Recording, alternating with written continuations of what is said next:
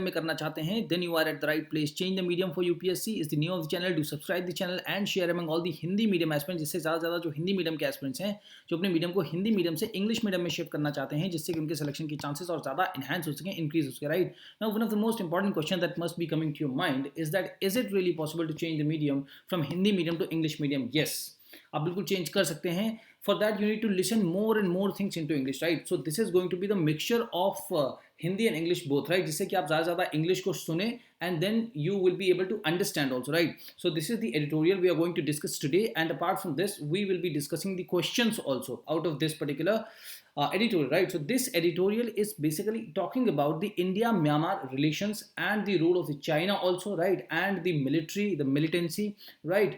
So and emergency is being applied over and over again in Myanmar, right? So there are 4-5 issues that how we are going to deal with the infrastructural projects, how India is going to continue with the relationship, okay, in the Myanmar, the kind of situation that is prevailing, okay, and how it is related with the Manipur, how it is related with the internal security also, right, and how the northeastern states are defying the Home Ministry's order in order to grant some kind of refuge to the people who are migrating from the Myanmar to the India, right? And Rohingya issue also, and Aung San Suu Kyi, you must have heard about her name also, right?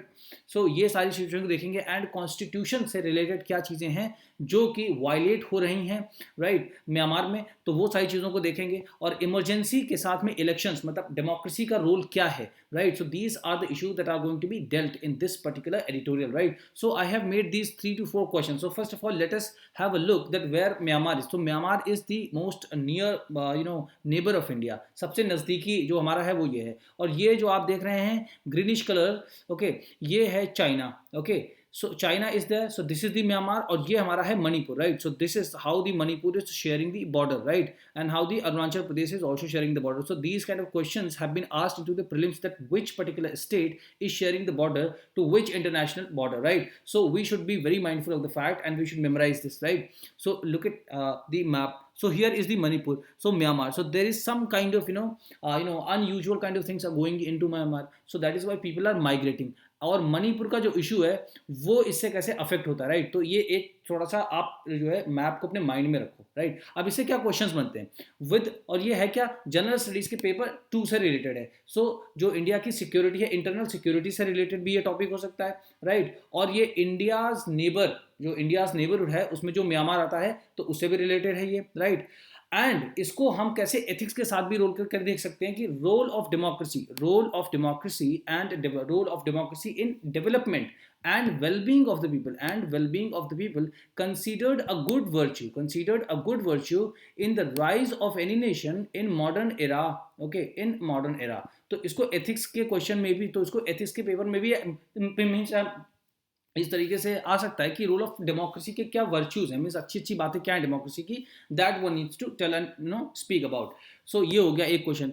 And the second question is write a short note on the importance of opposition in a constitutional democracy. ठीक है, तो इस editorial में हम ये भी देखेंगे कि जो ऑपोजिशन है वो म्यांमार में है कि नहीं है, उसकी वजह से क्या है, ठीक है ना? अगर ऑपोजिशन नहीं है तो पूरी तरीके से ऑटोक्रेसी हो जाती है, एक तरीके से तानाशाही हो जाती है, राइट?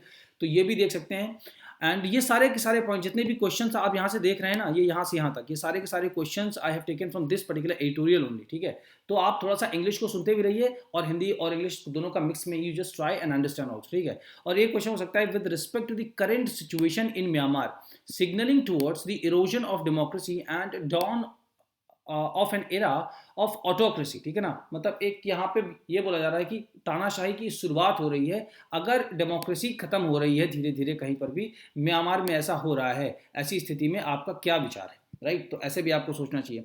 अब जो लास्ट क्वेश्चन बना है वो क्या है, in the pursuit of normalcy मतलब क्या होता है कि शांति स्थापित करने की जो मतलब एफर्ट्स हो रहे हैं, ठीक है, उनमें आगे देखें, how far is it correct to choose methods of emergency, right? अगर मान लीजिए किसी देश में अशांति फैली हुई है, किसी भी तरीके से वायलेंस हो रहा है, तो क्या इमरजेंसी या इस तरीके के जो मेजर्स हैं उनको अडॉप्ट करना सही है, राइट, ओवर डेमोक्रेसी, राइट? जो लोकतंत्र में तो इमरजेंसी की कोई जगह नहीं है, राइट? तो क्या उसको मतलब अडॉप्ट करें या ना करें, राइट, विद नो ऑपोजिशन? तो और क्या ऑपोजिशन को बिल्कुल जो है साइडलाइन तो मतलब कर देना चाहिए, right. And evaluate the paradoxical relationship, paradoxical relationship of India with Myanmar. अब इंडिया का पैराडॉक्सिकल रिलेशनशिप हो कैसे सकता है? तो देखिए यहाँ पर meaning of the paradoxical is like democracy and autocracy together. अब देखिए India is a vibrant democracy renowned in the world, right. Bharat जो है अपनी डेमोक्रेसी लोकतंत्र के लिए पूरी दुनिया में जाना जाता है। तो क्या म्यांमार जो इस वक्त इमरजेंसी लगा करके एक तरीके से तानाशाही के रास्ते पर काफ़ी दिन से आगे बढ़ रहा है, तो क्या इंडिया को अपना रिलेशन के साथ मेंटेन करना चाहिए, राइट। क्योंकि हम तो डेमोक्रेसी हैं और वो ऑटोक्रेसी है एक तरीके से, ठीक है। और जो मणिपुर वायलेंस हुआ है उसमें भी एक तरीके से थोड़ा सा रोल ये भी माना जाता है कि म्यांमार से आए हुए कुछ जो है हॉलीगन्स या कुछ ऐसे लोग हैं जिनकी वजह से मणिपुर में भी वायलेंस इंसाइट हुआ है, राइट, स्टार्ट हुआ है, राइट। एंड उसके बाद क्या करते हैं, containing China on many fronts. और इसी के साथ अगर हमारा म्यांमार से रिलेशन है तो उसमें चाइना का रोल मतलब है क्या? तो इसकी वजह से हम क्या डेवलप कर रहे हैं, एक हम जो है साइरांग नियर आइजॉल, मतलब जो है आइजॉल के पास में साइरांग है, टू मांगॉलबुच इन मिजोरम्स, ठीक है ना, लोंगथाई डिस्ट्रिक्ट जो है वो म्यांमार की जस्ट बगल में है। तो उसमें हम क्या करें, 223 किलोमीटर साइरांग मांगबुच रेलवे प्रोजेक्ट जो हम बना रहे हैं, ठीक है ना। और इसको बीच में इकोनॉमिक नॉन वायबिलिटी के चक्कर में रोक दिया गया था, but now it has revive, right. तो एक्ट ईस्ट पॉलिसी जो इंडिया की अर्लियर होती थी look east policy, now act east policy, right. तो ऐसे जो सिचुएशंस हैं उनमें हम कैसे देखते हैं, तो जैसे पहले हमारी होती थी look east policy, and now it is act east policy, right. तो इसके भी संदर्भ में देखते हैं कि इसके भी पर्सपेक्टिव में कैसे चीजें हैं, राइट। तो ये जो एडिटोरियल है basically talks about all this kind of things, right. So let us read it and understand it also, right? So first of all, whenever you are reading any editorial, right, you should focus on the headline, right? So the moment you'd be able to focus on the headline, and once you are able to decode the meaning of the headline, you will be having a almost clear idea that this particular editorial is going to be talking about this particular issue, right? So here India's Myanmar quandary is the meaning of quandary is that confusion, right, not able to decide what to do, right। आपको पता नहीं क्या करना चाहिए, ऐसे कुछ इस तरीके की सिचुएशन को बोलते हैं क्वांड्री। सो इंडियाज म्यांमार क्वांड्री, तो इंडिया की म्यांमार के ऊपर जो कंफ्यूजन है, right, and it's paradoxical policy. तो पैराडॉक्सिकल मैंने बताया ना, म्यांमार एक तरीके से ऑटोक्रेसी की तरफ बढ़ रहा है, ठीक है, और India is a very good democracy, right, an example है ना, with an example.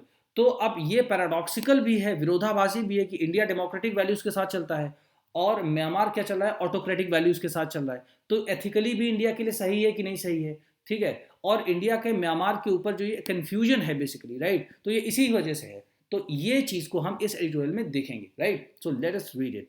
July 31st and August 1st will be recorded as the crucial dates when the history of Myanmar's ongoing tragedy was written, right?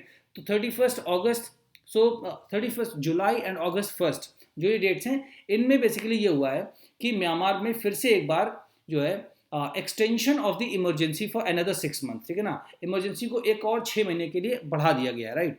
तो ये जो है Myanmar की एक on going tragedy जो वहाँ पे लगातार ये सारी चीज़ें उल्टी सीधी चल रही हैं, ठीक है, नॉर्मलसी नहीं है, पीस नहीं है, डेमोक्रेसी नहीं है, इलेक्शन नहीं हो पा रहे हैं, राइट। तो मिलिट्री ओवर पावर करके चल रही है वहाँ पर, ओके। तो ये वहाँ पे चल रहा है बेसिकली, ये है वहाँ का इस वक्त का background, right.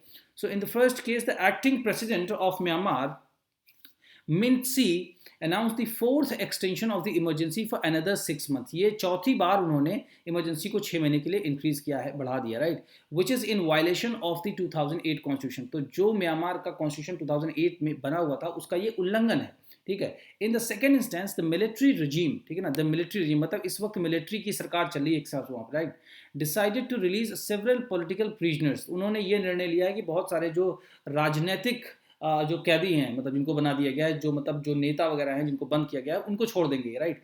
Even reduce the sentences, sentence से मतलब होता है सजा, ठीक है ना, और इसका मतलब रिड्यूस का मतलब है लेसन करना और कम कर देना, ठीक है। इम्पोज ऑन डॉ ऑंग सांग सूकी, तो ऑंग सांग सूकी के ऊपर जो सजा उन्होंने दी थी उन लोगों ने उसको भी नीचे कर दिया जाएगा और कम कर दिया जाएगा। And the deposed president Win Myint, right, और विन मिंट जो वहाँ के हो चुके थे, पहले के प्रेसिडेंट थे जो अभी नहीं है, उनकी भी सजा को कम कर दिया जा रहा है, राइट। तो इस तरीके का आप देखिए सुन के कहानी की कैसा लगता है कि क्या हो रहा है वहाँ पे, right. So Miss Suu Kyi was also moved out of prison to house arrest, अब उनको जेल से निकाल के हाउस अरेस्ट कर दिया जाएगा.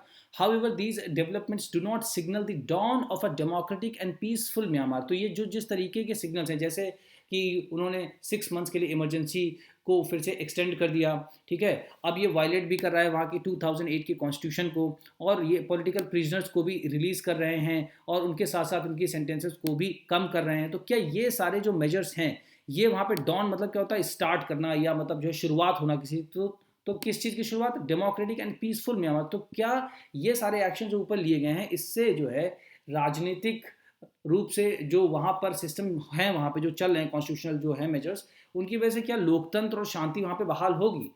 तो उसके बारे में आगे बात की जा रही है कि इमरजेंसी और इलेक्शन साथ साथ कैसे चल सकते हैं, right.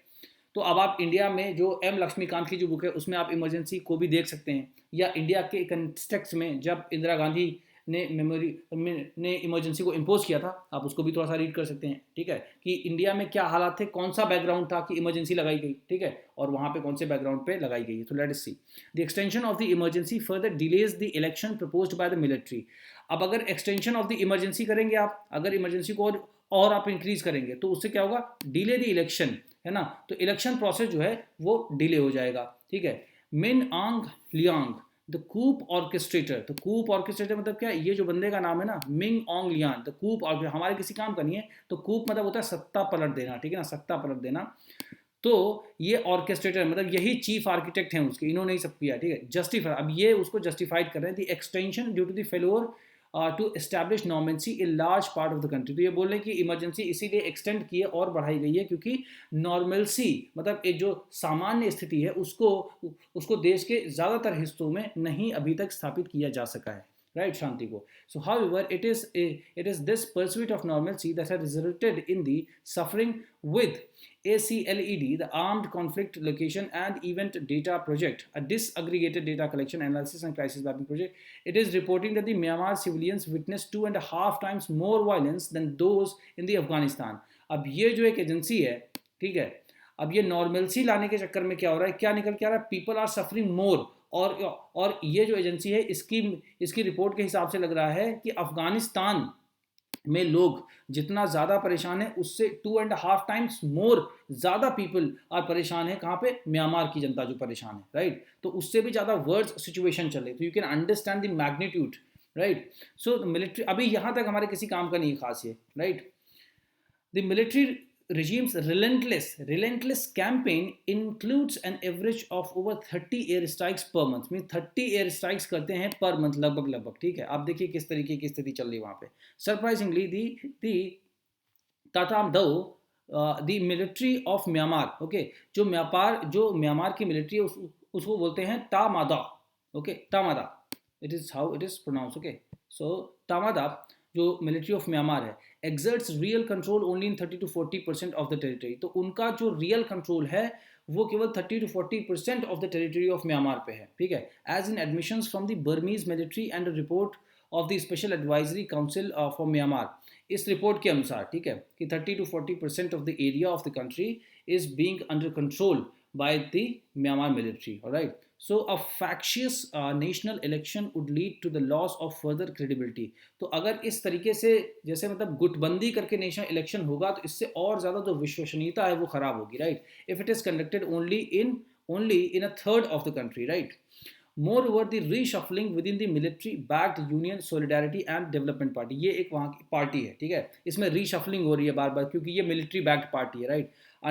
under in G, right, is aimed at adding more military and hardliners, right. तो ये और ज़्यादा मिलिट्री और हार्डलाइनर्स जो एलिमेंट्स हैं उनको ऐड कर रहे हैं, राइट. तो जिससे स्थिति और ख़राब होगी, right. Further raising the concerns about the junta's commitment to democracy. तो जो वहाँ पे जनता है उसकी कमिटमेंट डेमोक्रेसी की तरफ है, right. The decision by the national league for democracy decision not to participate in new elections, right. जो इनके द्वारा डिसीजन लिया गया है, नेशनल लीग फॉर डेमोक्रेसी, इन्होंने डिसीजन लिया है कि अभी वो नए इलेक्शन में पार्टिसिपेट नहीं करेंगे, combined with the exclusion of smaller parties through the new party registration laws, right. Leaves no, अब इसकी वजह से क्या है, it leaves no viable opposition to the USDP parliament whose constitutional structure gives the military a practical veto. अब कोई opposition ही नहीं है. अब अगर आप इलेक्शन लड़ोगे तो कोई ऑपोजिशन ही नहीं होगा. तो जब ऑपोजिशन नहीं होगा तो जो मिलिट्री जो चाहेगी वो करेगी, राइट. तो इसकी वजह से इसको एक प्रैक्टिकल वीटो मिल जाता है कि हाँ चलो हम जो है फिर से मतलब और एक्सटेंड करते हैं मिलिट्री रूल, और एक्सटेंड करते हैं इमरजेंसी को, राइट। सो यहीं पर रूल आता है कि ऑपोजिशन का होना कितना ज़्यादा ज़रूरी है, right. So the junta's decision to reduce Miss Suki's sentence and shift her from the prison is a move that has perplexed a few, right। ये मतलब बहुत ज़्यादा लोगों को चिंता में डालने वाली कोई ऐसी खास बात नहीं कि हम आंग सांग सुकी को निकाल रहे हैं जेल से, ठीक है, और उनको हाउस अरेस्ट कर रहे हैं, right. Yet it is not a step towards democracy. अब उनको अगर जेल से निकाल रहे तो इसका मतलब ये नहीं कि आप डेमोक्रेसी की तरफ कोई स्टेप आगे लेकर के जा रहे हो या इलेक्शन वगैरह कराने जा रहे हो, right. Despite being the Tamado's biggest rival, Miss Suki has demonstrated a willingness to compromise and work with the military. अब देखिए ये सुकी जो हैं, आंग सांग सुकी जो हैं, इनके बारे में आप लोग ज़रूर थोड़ा सा रीड करो, ठीक है। तो इन्होंने थोड़ी सी इच्छा जताई है अपनी, ठीक है, विलिंगनेस टू कॉम्प्रोमाइज, समझौता भी करेंगे और इच्छा भी है इनकी कि मिलिट्री के साथ ये काम करें, राइट। मतलब ये भी एक हिसाब से इमरजेंसी को सपोर्ट करें, right. So she remains the railing point. ये मेन मतलब ज्वाइंट है बेसिकली, ठीक है। मेन ये एक जॉइंट है, इसका मतलब है रैलिंग पॉइंट मतलब तो मेन इंसान, ठीक है। मेन मतलब जो ये है, इनकी वजह से आगे कुछ मतलब हो सकता है, अच्छा हो सकता है, फिक्स हो सकता है। क्या है? She remains the railing point for political change in Myanmar. अब यही एक ऐसी हैं जिनकी वजह से म्यांमार में कुछ चेंज हो सकता है राजनीतिक तौर पर, despite international criticism over her position and stand and the role in Rohingya prosecution. अब इनका रोल भी माना जाता है कि रोहिंग्या प्रोसिक्यूशन जो हुआ है, ठीक है ना, जो रोहिंग्या वहाँ के जो लोग हैं उनके ऊपर जिस तरीके से अत्याचार हुए हैं, तो इंटरनेशनली इनको इसके ऊपर जो है क्रिटिसिज्म झेलने को मिला है। उसके बाद भी इनके आने से पॉलिटिकल चेंज होने की संभावना है म्यांमार में, राइट। फिर क्या है? सम प्रोटेस्ट में ease with these symbolic gestures. तो अगर आप किसी को जेल से निकाल हो तो ये एक सिंबॉलिक जेस्चर, सांकेतिक रूप से हैं। But more importantly Miss Suu Kyi's return could potentially split the national unity government led resistance. अब अगर ये वापस आती हैं तो यहाँ पर क्या है, ये नेशनल यूनिटी गवर्नमेंट जो है वो इनको थोड़ा सा वो इनको रेजिस्ट करेंगे, right. They will not get agree with her to come into that fold, right. So a young generation of activist is leading the NUG and its cooperation with ethnic armed organisations and even reconciliation with the Rohingyas. तो जो new generation of activist हैं जो कि एनयूजी को lead कर रहे हैं, तो उनका ये है कि उनका कॉपरेशन है एथनिक आर्म्ड ऑर्गेनाइजेशंस के साथ भी, और वो रिकंसिडर मतलब वो फिर से मेल मिलाप या मैत्रीपूर्ण संबंध जो है रोहिंग्यास के साथ स्थापित करने की कोशिश कर रहे हैं, right. So this could all change if Miss Suu Kyi is back in active politics. तो ये सब कुछ तभी हो सकता है जब मिस आंग सांग सुकी जो है एक्टिव पॉलिटिक्स में वापस आए, right. So these symbolic gestures by junta as said may ease some protest and allow the military to claim progress over international and regional appeals। अगर ऐसा होता है तो इंटरनेशनल एंड रीजनल अपील्स में कुछ इनको राहत मिल सकती है, कुछ ये अपने आप को प्रोटेक्ट कर सकते हैं, ठीक है, अपना पॉइंट ऑफ व्यू रख सकते हैं, right.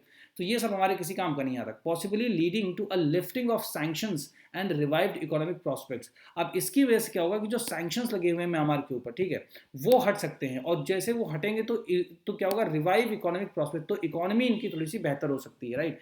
Additionally they offer political bandwidth and a face saving token to actors engaging with junta such as India. तो एक्टर्स मतलब यहाँ पे क्या है, जो रिलेशनशिप की है इंडिया के साथ जो कंट्री है, तो इंडिया जो है एक एक्टर के रूप में जब वो इंगेज करता है, राइट। तो अगर ये सारे कुछ अच्छे स्टेप्स लिए जाएंगे तो इंडिया और म्यांमार के बीच में इंगेजमेंट अच्छा हो जाएगा, रिलेशनशिप और बेहतर हो सकती है, बातचीत स्टार्ट हो सकती है, राइट। अब इंडिया की पॉलिसी है क्या म्यांमार को लेके, राइट। तो एट दी ऑनसेट मतलब बिल्कुल शुरुआत में ही, जब से at the onset of the कोविड-19 पैंडेमिक, द कोप मतलब सत्ता पलट जब हुई थी, India took a proactive approach by providing food and vaccine assistance. तो इंडिया ने कोविड-19 के दौरान ही एक प्रोएक्टिव अप्रोच अपनाते हुए फूड और वैक्सीन को जो है प्रोवाइड किया था म्यांमार में। However, the plight of Myanmarese people seems to have faded from memory with accusations of instigating violence in Manipur replacing it। कहने का मतलब है कि जो एक प्लाइट है, मतलब जो इनका दुख और जो दर्द है म्यांमार के जो लोगों का, वो अब थोड़ा थोड़ा हमारे लोग के मेमोरी से हट रहा है, क्योंकि हमें ऐसा लगता है कि जो ये आरोप लगे हैं जो म्यांमार के लोगों के ऊपर कि उन्होंने इंस्टिगेट मतलब जो है थोड़ा सा उकसाया है वायलेंस को मणिपुर में, तो इसकी वजह से जो मणिपुर, तो इसकी वजह से म्यांमार के लोगों की जो दिक्कतें हैं वो हमारी मेमोरी से थोड़ा हट रही हैं, right. So communities along the border have already have already defied the home ministry by providing shelter to the refugee।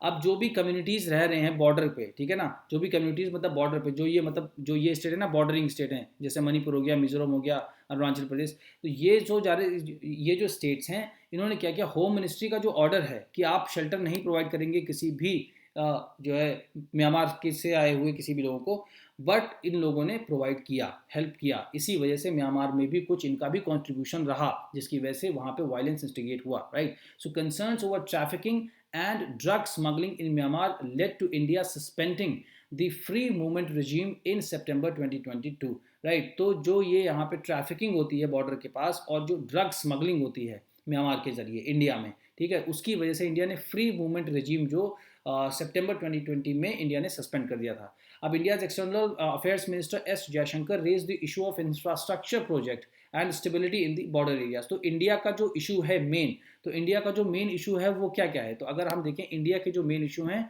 वो इंफ्रास्ट्रक्चर के रिलेटेड इशू हैं और stability in the border areas, right. तो stability in the border areas, right. तो ये करके हम ऐसा इंट्रोडक्शन में टाइप में कुछ इंपॉर्टेंट पॉइंट्स को लिख लेते हैं, राइट। तो this is how you have to write the answer also, okay.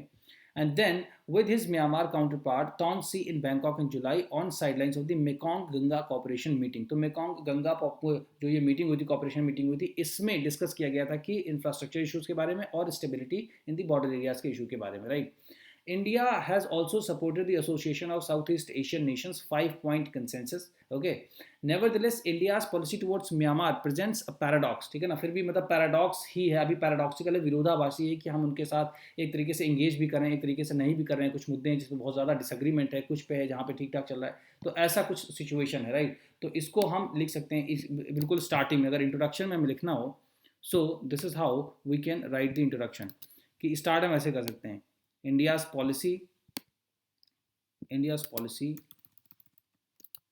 policy towards Myanmar presents a paradox, right। अब वो पैराडॉक्स क्या है वो हम इसमें से फाइंड आउट करें, right. So India's official rhetoric on commitment to democracy in Myanmar, India का कमिटमेंट क्या है, एक तरीके से तो वो चाहता है कि डेमोक्रेसी हो, राइट। बट जब अभी डेमोक्रेसी नहीं है तो उसके बाद भी हम उसके साथ किसी न किसी से एंगेज करना, right. Is in contrast with policy frame through the lens of its security concerns in the north. अब इंडिया का सबसे ज़्यादा क्या है, जो इंडिया का कंसर्न है वो नॉर्थ ईस्ट इंडिया जो अपना है उसमें सिक्योरिटी को लेकर के कंसर्न है इंडिया का, राइट। तो ये एक हमारे लिए इंपॉर्टेंट पॉइंट हो गया, right. And relation with China, और इंडिया का चाइना के साथ क्या रिलेशन है और म्यांमार का इसमें क्या पॉइंट ऑफ व्यू है, राइट। तो ये चीज़ों को हमें देखना है, okay. For example, India's announcement of the Sairang Hmawngbuchhuah railway project near the Myanmar border पर। तो ये जो इंडिया एक रेलवे प्रोजेक्ट है जो इंडिया बना रहा है, जिसका क्या है 223 किलोमीटर लॉन्ग है, राइट। तो ये भी एक इशू है बीच में, ठीक है।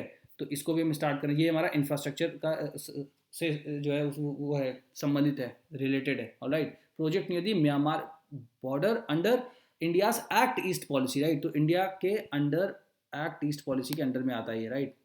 तो ऐसे करके जो ये इंपॉर्टेंट की पॉइंट्स है ना, that we will have to write and will have to understand this, okay. And aims to counter China's railway access in Myanmar through Yunnan and the ambitious China-Myanmar economic corridor. तो इस चीज़ों को ध्यान में रखते हुए हमने ये चीज़ किया है, right. So disturbingly, sources such as Justice for Myanmar, SAC-M and United Nations Special Rapporteur have reported an increase in India's arms supply to the military since coup. तो जब से म्यांमार में सत्ता जो है हटी है, ठीक है, और मिलिट्री के हाथ में पावर आई, तब से ऐसा बताया जा रहा है इस चीज़ के हिसाब से कि इंडिया ने और ज़्यादा आर्म्स की सप्लाई इंक्रीज़ कर दी है, राइट। तो ये भी एक तरीके से मतलब बहुत ज़्यादा पैराडॉक्सिकल है। एक तो हम चाहते हैं कि डेमोक्रेसी वहाँ पे इस्टेब्लिश हो, और दूसरी तरीके से हम वहाँ की जो मिलिट्री और इमरजेंसी टाइप की सिचुएशन उनको और बढ़ावा दें, right. So arming the Tamado not only undermines India's position on restoring democracy but also adds fuel to the fire which spills over regularly across the border. तो अगर हम जो अगर यहाँ की आर्मी जिसको बोलते हैं तामाडा, तो उसको अगर हम और ज़्यादा आर्म कर रहे हैं, मतलब और ज़्यादा वेपन्स वगैरह उसको अगर हम दे रहे हैं, ठीक है, अगर उसको और ज़्यादा वेपन्स हम क्या कर रहे हैं, दे रहे हैं, प्रोवाइड कर रहे हैं, तो ये अंडरमाइन करता है, ये कम करता है इंडियाज़ की पोजीशन को ऑन रेस्टोरिंग डेमोक्रेसी। तो इसकी वजह से तो वहाँ पे डेमोक्रेसी रेस्टोर नहीं हो पाएगी, और इसके बजाय कि वहाँ पे और ज़्यादा वायलेंस होगा, राइट, जिसकी वजह से हमारे जो नॉर्थ ईस्ट के बॉर्डर एरियाज हैं वहाँ पे हमें दिक्कत का सामना करना पड़ सकता है, जैसे मणिपुर वगैरह में, right. So an approach to pursue, so India's policy options in Myanmar are challenging, ठीक है। तो जो इंडिया के पॉलिसी ऑप्शन है म्यांमार में काफ़ी ज़्यादा चैलेंजिंग है, बट नॉट लिमिटेड, ठीक है ना. The relaxation of Miss Suki's prison sentence may provide an opportunity for India to engage with her and pro-democracy actors including NUG. Right? अगर अगर आंग सांग सूकी की सेंटेंस को कम किया जाता है और उनको निकाला जाता है बाहर, तो ये इंडिया के लिए एक अच्छी अपॉर्चुनिटी होगी कि वो उनके साथ इंगेज कर सके और प्रो डेमोक्रेसी एक्टर्स हैं वो. ठीक है. उसके बाद क्या है, additionally the government and media must avoid blanket securitisation and profiling of incoming refugees, many of whom have ties of kinship in India. ठीक है. तो मतलब ये सब हमारे किसी काम का नहीं, बेसिकली मतलब बहुत ज़्यादा securitisation and profiling of incoming refugee वो सब इतना ज़्यादा नहीं करना है, क्योंकि जो वहाँ के बहुत सारे लोग हैं उनके उनका बहुत पुराना रिलेशनशिप है इंडिया से. ठीक है. So this approach is essential to prevent further violence and foster an environment of care and compassion. Right. तो इसकी वजह से एक अच्छा इन्वायरमेंट क्रिएट होगा अगर ये अप्रोच हम लेकर के चलते हैं. राइट. तो अब ये जो हमने एडिटोरियल को रीड किया, राइट, उसके बाद whatever the points that we have seen over here, right, ये जो है यहाँ से यहाँ तक ये बहुत इंपॉर्टेंट है. राइट. तो उसके बाद you'll have to write the answers of these three questions and you can send on to the WhatsApp number that is given. I'll be definitely reflecting back to you, and sorry for those that I have not been able to reflect back, but I'll soon check and will send it back to you. Thank you so much for watching.